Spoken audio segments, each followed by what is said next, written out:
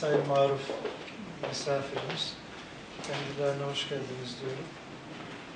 Bildiğiniz gibi Türk halkı Filistin halkını karşılıksız sever ve her zaman Filistin halkına yardım etmeye gayret eder. Depremden sonra gördük ki Filistin halkı da Türk halkını karşılıksız seviyor ve elindeki imkanlarla Van'daki depremzedeye yardımcı olmaya çalıştı.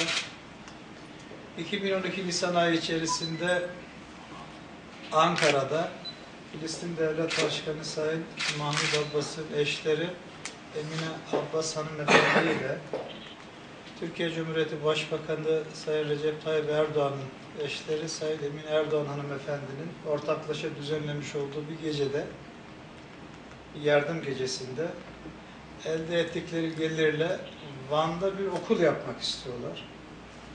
Bunu Ankara'da zaten Milli Eğitim Bakanlığı ile de konuştular. Bugün kendileriyle okulun detaylarını konuşacağız. Ben Sayın Maruf'a bugünkü Van ziyareti için teşekkür ediyorum.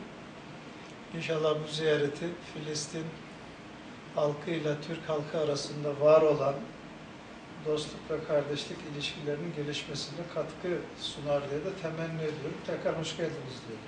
Sen özetle. Her tarafında Filistin'den de yardım topladık diyor. Sadece o akşam yemeği değil, o akşam yemeğiyle birlikte Filistin'den de diyor yardım topladık. أنا اليوم هون حتى ننفذ مشروع بناء مدرسة.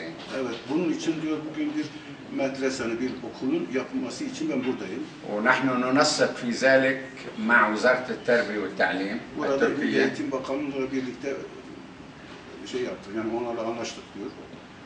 وستكون مدرسة فلسطين في فان إن شاء الله. İnşallah Van'da diyor Filistin medrese mektebi olacak, okulu olacak. وإحنا اليوم عند حضرة الوالي حتى ناخذ منه الدعم والإذن في البدء في المشروع. Evet diyor, Sayın Valimizden hem yardım ve hem de izin vermesi için buradayız.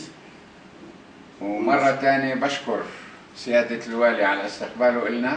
Bir daha diyor Sayın Valimizi bizi karşıladığı için, bize gereken ilgi gösterdiği için teşekkür ediyoruz. ومن خلاله أنا بوجه تحية لكل أهل فان. Ve onun şahsında diyor bütün Van halkına selamlarımı iletiyorum. واسمح لي أقدم له هدية من القدس. Müsaade edin, ben Kudüs'ten getirdiğim bir hediyeyi تقديرا يعني